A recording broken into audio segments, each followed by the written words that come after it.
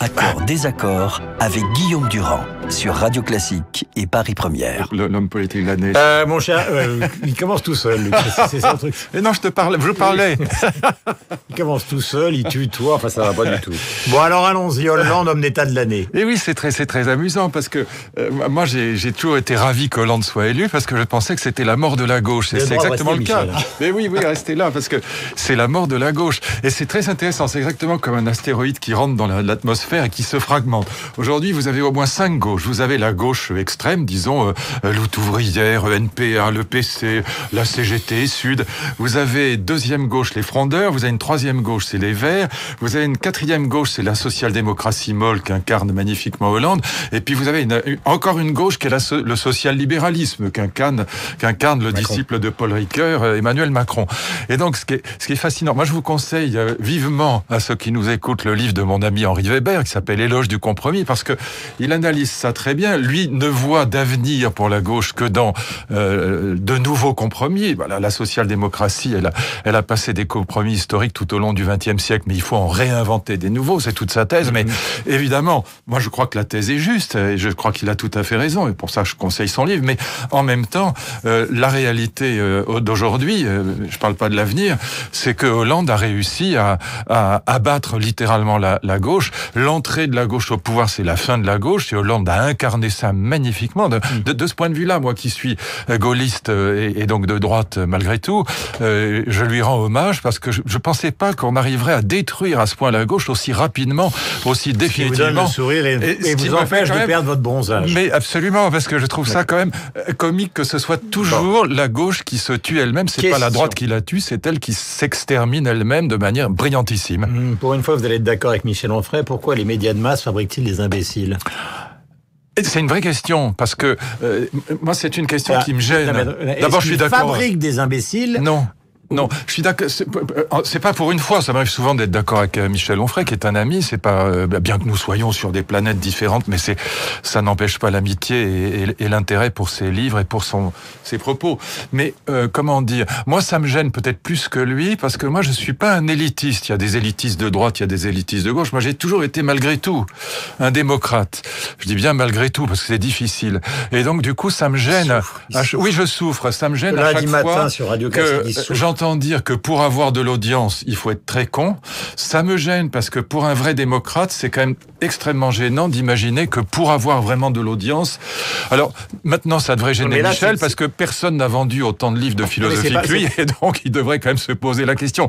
De même, je dis toujours la même chose. Il y a une différence entre pour avoir de l'audience, il faut être très con, ou de considérer que l'audience est une fabrique à cons. Non, mais je crois pas que ce soit une fabrique. Je crois pas du tout. Je crois que les médias sont absolument suivistes et que nous en sommes toujours la preuve quand nous passons dans les médias. On est suivistes, c'est-à-dire qu'en fait, on sait très bien, on a les sondages d'opinion en permanence, on sait très bien quels sont les publics auxquels on s'adresse.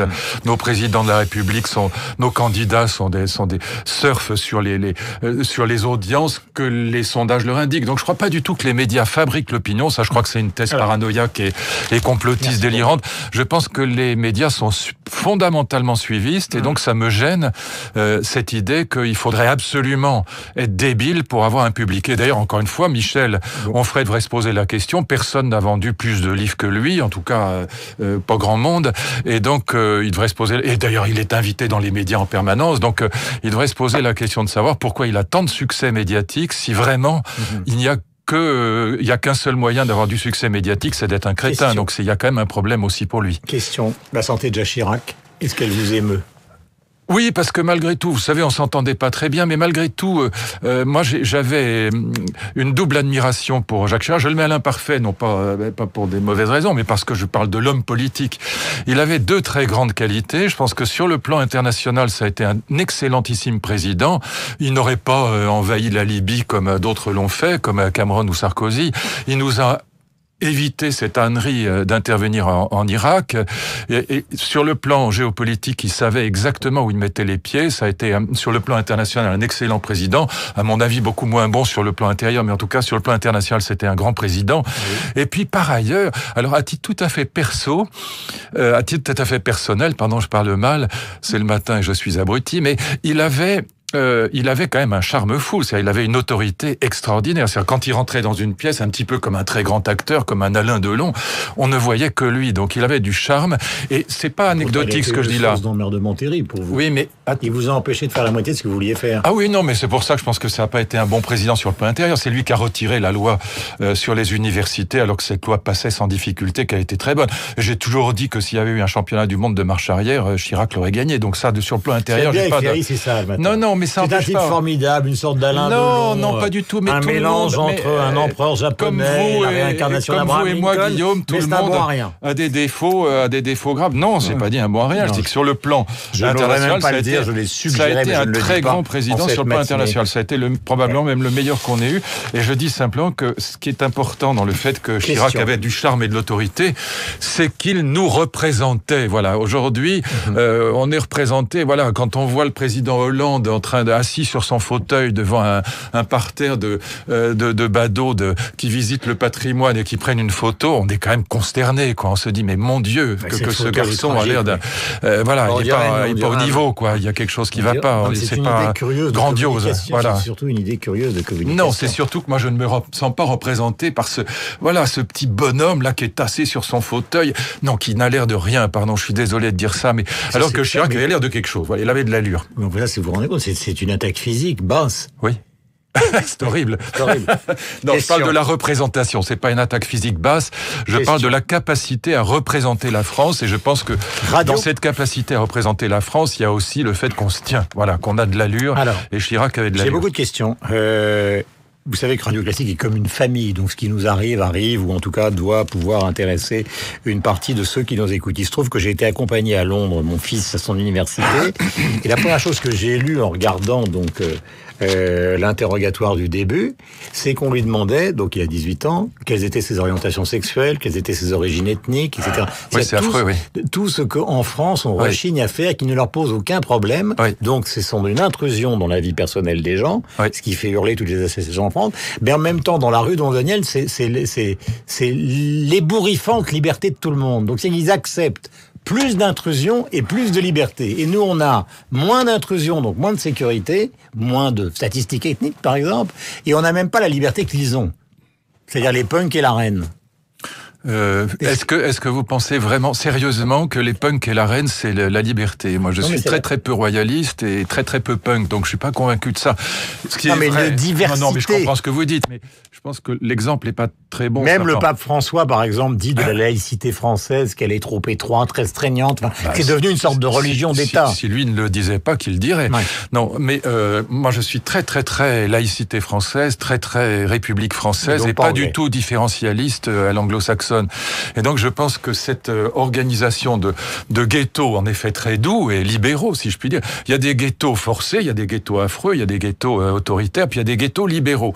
Quand vous allez à New York ou à Londres, non, ça marche pas mieux du tout. Regardez les statistiques du chômage, vous rigolez ou quoi? Ah non, mais ça n'a rien à voir avec les ghettos, vous parlez tout à fait autre chose. Là, on parle d'économie de la société. Non, là on parle pas d'économie, les gens qui sont à Calais, on parle du tissu social, de Nicolas Sarkozy va à Calais mercredi, François Hollande va à Calais la semaine prochaine. Non, mais parce que les Anglais nous bloquent les migrants à Calais. Voilà. Mais d'accord, mais ils veulent aller où les migrants? Il n'y en a aucun qui veut aller en France. Ils veulent tous aller en Angleterre. Ça, c'est la bonne nouvelle. Et donc soyons sérieux. C'est plutôt parce qu'on a un système d'intégration qui n'organise pas des ghettos. Et donc, je pense que le seul problème de la France, c'est pas la République et c'est pas la laïcité. C'est le fait que depuis 68, on l'a abandonné au profit de politiques absurdes, d'affirmative action, de discrimination positive. On a dans l'éducation nationale, qui est un secteur que je connais quand même un peu, on a fait des cours en langue étrangère pour les étrangers, c'est une erreur totale, et donc on a abandonné, notre système d'intégration et d'assimilation. On a eu totalement tort, et donc du coup, on est à mi-chemin entre un système républicain classique, disons Troisième République qui est intégré, et un système différentialiste à l'anglo-saxonne. Moi, je n'aime pas le système anglais-américain, je n'aime pas cette manière de constituer des ghettos, certes libéraux, mais ghettos quand même. Mais est-ce qu'il n'est pas plus désirable pour une partie de la jeunesse d'aujourd'hui? car après tout, ça n'a rien à voir. Ça, vous parlez d'un problème économique. Un problème économique, c'est sûr qu'un pays... La désirabilité, elle incorpore pour les jeunes l'avenir économique, la liberté... Oui, mais ce sont deux sujets différents. La modernité... Non, on a eu des politiques économiques absurdes. On sort des journées du patrimoine, les Anglais font une grande exposition donc au Victoria et Albert Museum à Londres sur les années 60, etc. etc. Donc, les années 60 n'ont rien de formidable. L'idéalisation des années 60 est une absurdité. Les années 60, c'est la guerre du Vietnam, c'est l'horreur absolue dans les pays de l'Est, c'est la révolution culturelle chinoise. C'est la révolution culturelle chinoise qui va faire 70 millions de morts. Au cœur de l'Europe, Franco est encore vivant. La révolution des œillets n'est pas faite au Portugal. Et la Grèce, c'est le régime fasciste des colonels. Donc l'idéalisation des années 60, c'est juste... Anglaise, monsieur. Mais les années 60, c'est pas les Beatles, c'est Vadim et Brigitte Bardot. C'est aussi tout ce que je viens de vous dire. C'est une horreur, les années 60. Pour l'immense majorité de la population mondiale, c'est une abomination. Voilà. Et donc, il y a des petits îlots. Il était tranquille, son camarade. Il y a des petits îlots de prospérité du côté des Beatles à Édimbourg ou à Londres, je le veux bien. Et qu'on ait la nostalgie, vous et moi, de notre jeunesse joyeuse. Parce qu'il n'y avait pas le sida et qu'il n'y avait pas Daesh et que les enfants étaient bien élevés. Je veux bien qu'on ait cette nostalgie-là. Mais à l'échelle de l'histoire, les années 60 sont une abomination. Le week-end de la rentrée politique de Marine Le Pen, est-ce que vous pensez... Alors, s'il y a déjà une interrogation, c'est que c'est pas une rentrée d'une certaine manière. C'est une espèce d'affirmation d'une continuité dans une version soft. C'est pour ça que j'ai commencé par évoquer la gauche. C'est que la gauche, on n'en parle plus parce on n'imagine même pas qu'elle puisse avoir un avenir. Elle est morte. Bon, elle est morte pour très longtemps probablement. Et donc du coup, le débat aujourd'hui, c'est droite républicaine, extrême droite.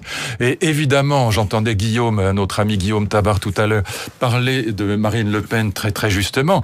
Elle a parfaitement compris que son discours aujourd'hui doit être un discours de deuxième tour, puisqu'elle est sûre d'être au premier, puisque la gauche n'y sera pas. Et donc tout ça est réglé comme du papier à musique. Estrosi me disait, qui vous dit qu'elle sera au second tour. Monsieur Estrosi, on dit. Oui, monsieur Estrosi. Oui. Eh bien, monsieur. Non, j'ai pas entendu la remarque de Christian. Il dit, au fond, on ne peut pas fonder... Ce qui est décrit par les sondages n'est pas un fondement politique. C'est la certitude qu'elle soit au second tour. Ah oui, d'accord. Non, mais c'est pas une question de sondage. C'est pas bon, tout le monde sait que les sondages sont une photographie, sont un instantané. Ce qui compte quand on regarde les sondages, c'est la dynamique. C'est la dynamique. Quand vous prenez plusieurs photos les unes après les autres, ça vous fait un dessin animé, ça vous fait un film. C'est ça qu'il faut regarder. Il faut regarder le film et pas la photo. Et donc, mais cela dit, c'est pas que Marine Le Pen soit formidable. Ce qui garantit qu'elle soit au deuxième tour, c'est ce que je viens de vous dire sur la gauche. C'est le fait que la gauche est explosée en 6 et qu'en plus elle est dirigée par quelqu'un qui joue quand même une espèce de comédie aux Journées des patrimoines. Je reviens à cette photo qui est quand même terrifiante et qui n'est absolument pas capable de rassembler cette gauche aujourd'hui. Donc c'est ça qui garantit à Marine Le Pen d'être au deuxième tour. Beaucoup plus encore que son talent qui par ailleurs est là, c'est grand. Merci beaucoup. C'était Luc Ferry ce matin sur l'antenne de Radio Classique. Enfin, je veux dire, monsieur Luc Ferry, bien sûr. Merci, monsieur Guillaume.